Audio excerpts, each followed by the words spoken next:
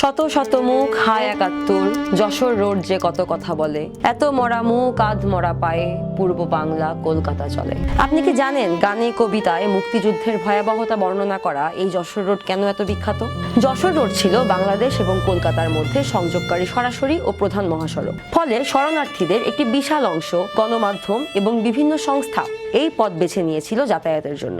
September মাসের ভারী বৃষ্টিতে যশোর রোড প্লাবিত হয়ে গেলে হানাদার বাহিনীর বর্বরতা থেকে পালানো শরণার্থীদের জীবন হয়ে ওঠে আরো দুর্বিষহ।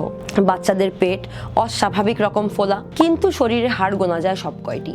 নারী পুরুষ সবার পেটে ভয়ঙ্কর খিদে, সারা শরীরে কাদা। কবি অ্যালেন গিন্সবার্গ তার বিখ্যাত কবিতা সেপ্টেম্বর অন যশোর রোডে এই দুঃখ দুর্দশা তুলে ধরলে তা সাড়া ফেলে পুরো বিশ্বে।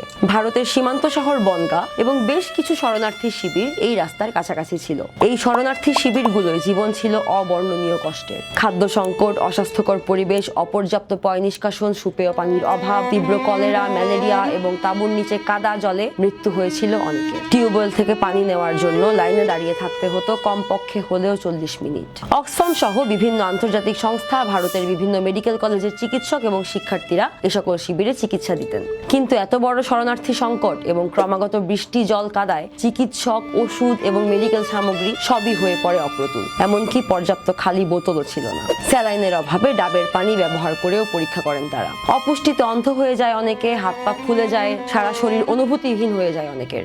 ইতিহাসের অন্যতম বড় শরণার্থী সংকট আমরা দেখতে পাই ৭১-এ যশোর রোডে। এই রোড ঘুরে আসার পর তাই অ্যালেন গিন্সবার্গকে আমরা বলতে শুনি, Where are our tears? Who weeps for the pain? Where can these families go in the rain? Joshua roads, children close their big eyes. Where will we sleep when our father dies?